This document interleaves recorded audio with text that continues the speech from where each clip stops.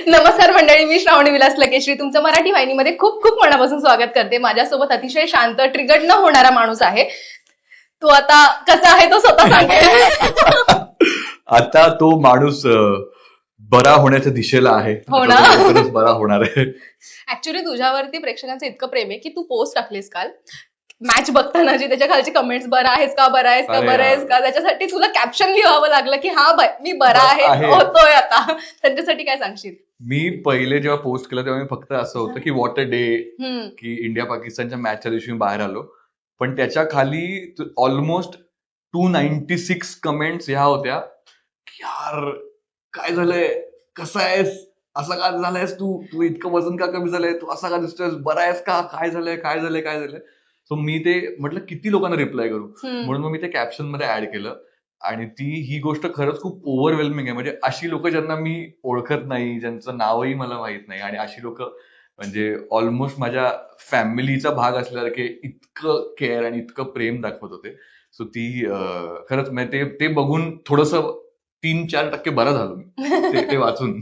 Actually तिथे काही comments अशा पण होत्या की तू विनिंग पर्सन सुद्धा होतास किंवा जर तू थांबला असता तू विनर झाला असता. त्यांच्यासाठी सुद्धा काय सांगशील, कारण बिचाऱ्यांना उत्तर ऐकायचंच आहे. बघ, बिग बॉस मध्ये येणं नशिबात असतं, हम्म. बिग बॉस मधून जाणं नशिबात असतं, बिग बॉस मध्ये जे घडतं तेही नशिबाचा भाग आहे. सो मला ह्या गोष्टीचा नेहमी खंत राहील की जे काही झालं हेल्थ वाईज ते चुकीच्या टायमिंगला झालं. म्हणजे माझ्या लाईफचा हाय पॉइंट चालू होता आणि तेव्हा ते झालं. पण जो होता अच्छे के लिए होता है. कदाचित मी काहीही म्हणजे हेल्थ इश्यूज झाले, जे काही घरात घडत होतं त्या सगळ्यानंतर पण मी माझी पर्सनॅलिटी सोडली नाही. जे माझ्यासाठी सगळ्यात मोठं चॅलेंज होतं. मी बिग बॉस मध्ये यासाठी गेलो होतो की 27 वर्षाची पर्सनॅलिटी घेऊन मी जगतोय, ती खरंच खरी आहे का, हे व्हॅलिडेशन माझं मला हवं होतं. कारण बिग बॉस मध्ये जाऊन मी सगळ्यांना, जसं तू म्हणालीस, ट्रिगर होताना पाहिलंय. स्वतःच मी पण सोडून वेगळं काहीतरी करायला जातात, बघून येतात बिग बॉसचे सीझन आणि मग अंडी चोरतात. जे त्यांनी केले ते स्वतः करायला बघतात, मुखवटे लावून फिरतात. पण मी ते केलं नाही. मला कमेंट सेक्शन मध्ये सगळे हेच म्हणत होते की 6 सीझन झाले पण अशा अशा पर्सनॅलिटीचा माणूस बिग बॉस मध्ये कधी नव्हता. आणि ज्यांना ते आवडलं, ज्यांना माझी पर्सनॅलिटी आवडली, ज्यांना ती पटली, त्यांनी 1.5 महिना मला घरात ठेवलं. आणि ज्यांना ती नाही आवडली त्यांनी 1.5च महिन्यात मला बाहेर काढलं. ओके. सो हा माझा एक ओव्हरऑल टेक अवे आहे ह्या जर्नीचा. पण आता तुझी रील पण पाहिली होती मगाशी, जसं तुला म्हणाली की तू शांत आहेस आणि तू शांततेत खेळत होतास, तुला ते दाखवायचं होतं ते तू दाखवलंस. पण तुला असं कधी वाटतं का की मी ट्रिगर्ड झालो असतो किंवा मी उत्तराला उत्तर दिलं असतं आणि त्यांना तशाच प्रकारे उत्तर दिलं असतं, तू टिकला असतास? नाही. तर मला टिकून पण हारल्यासारखं वाटलं असतं. कारण उत्तराला उत्तर देण्यासाठी किंवा फक्त तिकडे टिकण्यासाठी जर पर्सनॅलिटी कोण चेंज करते तर तो माणूस खूपच शॅलो, खूपच नाजूक, वीक व्यक्तिमत्व आहे त्याचं, की एवढी वर्ष एक पर्सनॅलिटी घेऊन जगणं आणि तिकडे फक्त उत्तराला उत्तर देण्यासाठी पर्सनॅलिटी चेंज करणं, मग ही काय पर्सनॅलिटी? कारण बिग बॉस हा खरंच पर्सनॅलिटीचा शो आहे. हा अप्रोचचा शो आहे. प्रत्येकाची अप्रोच जर सेम असेल तर मग जर जेवणात फक्त मसाला मसाला मसाला मसाला घातला तर मग जेवणाला चव नाही. जेवणात मीठही लागतं, गरम मसाला लागतो, थोडीशी शुगर लागते, थोडंसं तूप लागतं, बटर लागतं, अद्रक लसणाची पेस्ट लागते, वेगळे इन्ग्रेडियंट्स लागतात. जर सगळे इन्ग्रेडियंट्स मसालाच असतील तर मग जेवणात मजा नाहीये. सो त्यामुळे मला असं वाटतं की बिग बॉसचे जेव्हा मेंबर्स ठरतात तेव्हा ते लोक ठरवतानाच 17 पर्सनॅलिटीज चूज करतात. आणि जर त्या 17 पर्सनॅलिटीज एकमेकांसारख्या वागायला लागल्या तर सगळेच रुचीसारखे ओरडायला लागले तर मग मॅच हरल्यावर टीव्ही फोडतात तसे एपिसोडला टीव्ही फोडायला लागतील लोक. त्यामुळे जर तिखट खाल्ल्यावर आपल्याला काहीतरी गोड खावं लागतं, खूप तिखट झाल्यावर टमाटर खावं लागतं, तसं मला वाटतं की पर्सनॅलिटीमध्ये डिफरन्स असणं खूप गरजेचं आहे. आणि चॅलेंज हाच आहे की तो जो डिफरंट पर्सनॅलिटी तुम्हाला काय म्हणून तिकडे आणलं गेलंय, आयुषला का त्यांनी घेतलं. मी त्यांच्याशी बोलताना काय असं खूप रागीट माणूस म्हणून तो बोललो नसेल, जसा आहे तसाच बोललो असेल, जशी माझी पर्सनॅलिटी, जसं मी काम आहे तरी त्यांनी जर मला घेतलं. सो त्यांना तो काम आयुष हवा होता म्हणून त्यांनी घेतलं. तर तिकडे जाऊन मी पर्सनॅलिटी चेंज केली मग काय, फिर क्याही कर दिया असं होईल ना की पर्सनॅलिटी चेंज जर झाली तर.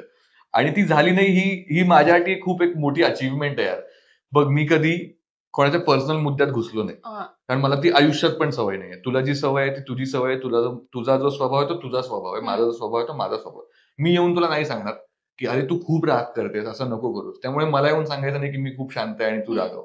हे माझं क्लिअर बॉर्डर आहे, जे मी कोणाच्याच पर्सनल मुद्द्यामध्ये घुसलो नाही. कारण तिकडे घुसलो तरी सगळ्यांचं असं काय, तू तुझी पोळी भाजतोयस असं व्हायचं. आणि जे घराचे मुद्दे होते तर घरातला पहिला मुद्दा मी उचलला होता जेव्हा चावी चोरीला गेली होती. जेव्हा अंडी चोरीला गेली होती तेव्हा घरातलं पहिलं पनिशमेंट मी दिलं होतं. जेव्हा राकेश चोर म्हणून पुढे आले तेव्हा घरातला एकटा माणूस मी होतो जो राकेशला आत जाऊन बोलला की असं का केलं. सो मला असं वाटतं की जिथे बोलायचं होतं तिथे बोललो, जिथे नव्हतं वाटत तिथे नाही बोललो. ओके.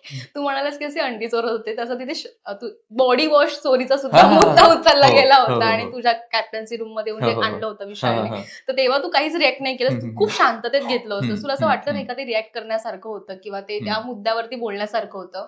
मला असं वाटलं की बघ त्या पॉइंटला ना माझ्या डोक्यात जे येतं मी तसं वागतो. सो त्या पॉइंटला मी विशालला बघितलं आणि मला असं वाटलं की अरे बिचारा, त्याला बिचाराला कदाचित हे झालंय, काय म्हणतात त्याला, मिसजज केलंय त्यांनी, त्याला काहीतरी चुकीचं वाटतंय कदाचित त्याला. असं ह्या म्हणजे मी डिरेक्टली माझ्या जागी दुसरं कोण असतं तर बोललं असतं की तू माझा बॉडी वॉश खाली का फेकलास. पण माझं मन बघ, मला असं वाटलं की अरे 2 बॉडी वॉश आहेत या घरात, त्याचा पण असेल असं. कारण तो ऑरेंज बॉडी वॉश आत्ता जरी आपण गेलो मेडिकलमध्ये तरी आपण एकत्र 100 घेऊ शकतो, एवढे ते विकले जातात. सो मला असं वाटलं की त्याच्याकडे पण असेल. त्याला असं वाटतं की अरे यार चुकून आयुषने माझा घेतला.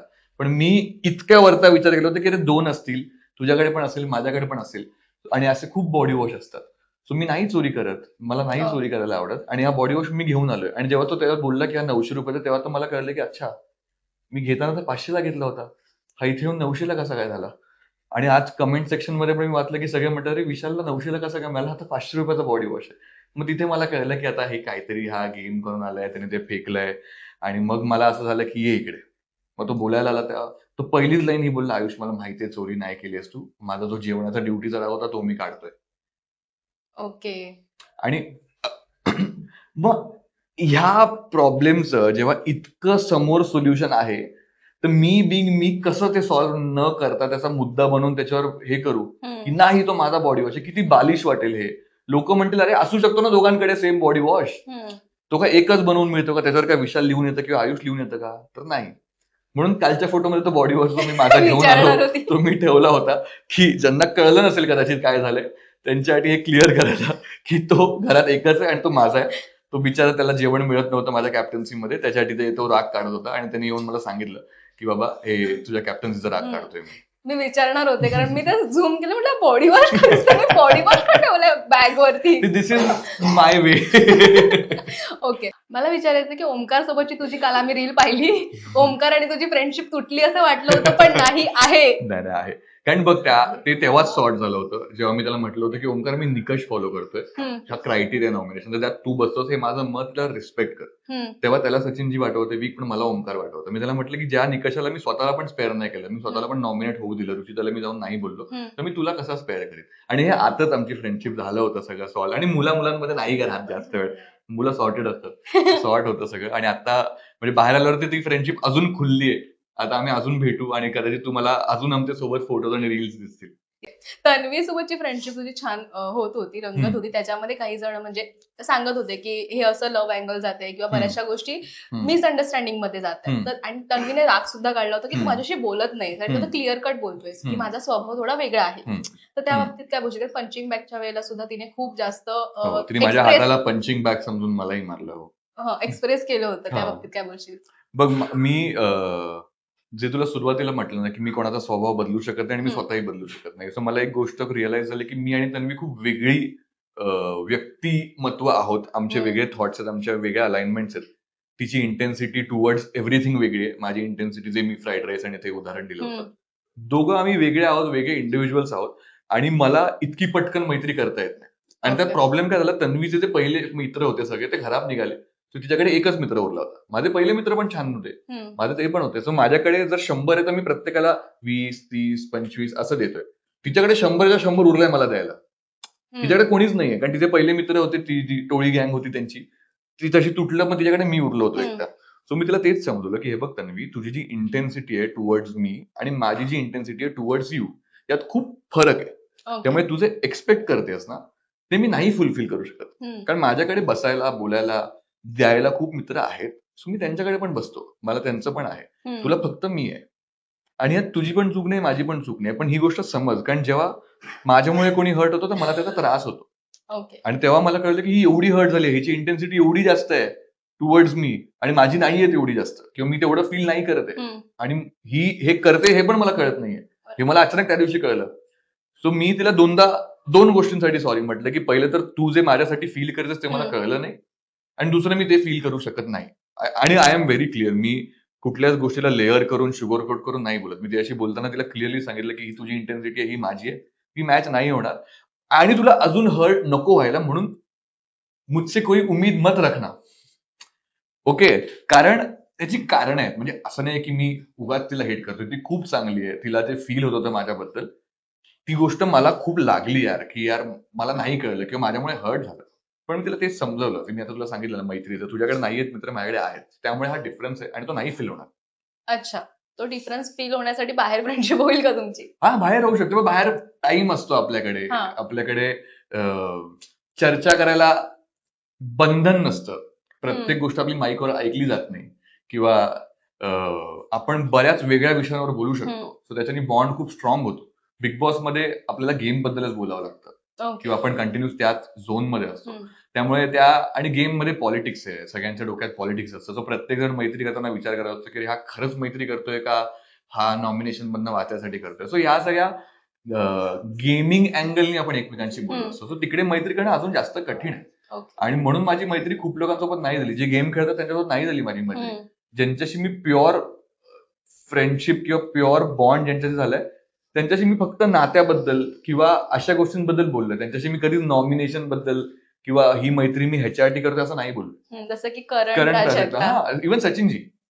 आता सचिन दादा जेव्हा घरात आले त्यांना खूप वाईट वाटलं होतं. त्यांना असं झालं की आता जो ग्रुप होतो पूर्ण फॉर्म होत होता तो अचानक ब्रेक झाला. तुम्ही दोघंही बाहेर अचानक आल्यावरती दोनो बाई दोनो तबाई असं मी आता करणला बोलून आली. दोनो बाय बाय. तेच झालं तुमच्या दोघांचं. पण ते असं झालं की ग्रुप होता तो तुटलाय. त्या तिघांवरतीच प्रेशर आलाय तर की पूर्ण गेम प्लॅनिंग आणि सगळ्याच गोष्टी. त्या बाबतीत काय बोलशील की तू मिस आउट होतोयस कदाचित?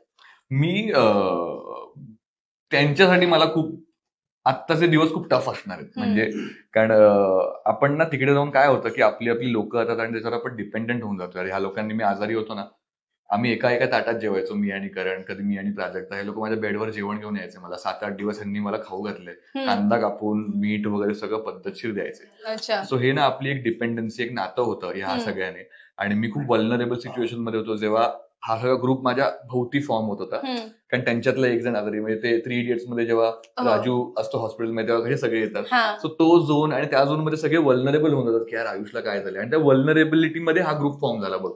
जेव्हा मी आजारी होतो सगळ्यांचं ना इमोशनल हे खूप माणूस आणि माणुसकी त्याचा रूट खूप प्युअर आहे. आणि तो झाला त्याला नाव पण नव्हतं दिलं अजून आम्ही. ग्रुपचं नाव द्यायच्या आधीच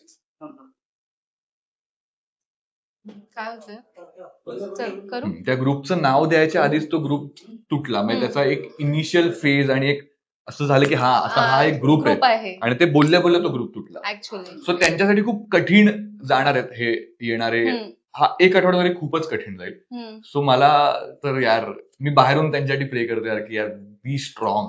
ऍक्च्युअली राखी बाबतीत काय बोलशील? अरे यार, राखीचा मी खूप मोठा फॅन होतो आहे, आणि आता तिला भेटल्यावर तर मी अजून जास्त तिचा फॅन झालोय.